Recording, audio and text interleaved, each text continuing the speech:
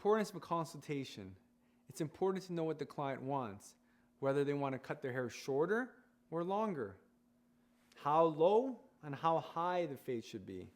It's preparing yourself for what's about to happen and what you're going to execute. I've seen a lot of barbers in the past, get right into the haircut without even asking what the client wants. We together as a barber and a client, we have to be on the same page on what we're going to be providing and what we're going to be executing and what type of haircut is actually going to be on that client. You got to ask yourself these questions now. What's suitable for the client? What fits the client? What looks the best for the client? I'll always ask the client, what would you like with your hair today? So when they give me that answer saying, I want a comb over, for example, because sometimes there's a misinterpretation on what you think they want and what they really want.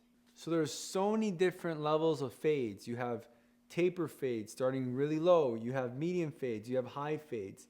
Now understanding where they want the fade placed is where you start.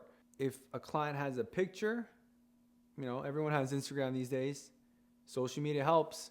If you have their phone and they can show you what haircut they want, that's usually the best way nowadays to kind of see and visualize the haircut you want to actually give the client. Thanks for bringing the picture to show me what style you wanted. What exactly do you like about this hairstyle? The reason you want to ask this question is because the client might like the top and how it's styled in the picture. But you as a barber might look at the same picture and think the client likes where the fade line is and think that's the part that the client likes. So it's important to clarify what exactly do they like about this picture they are showing you.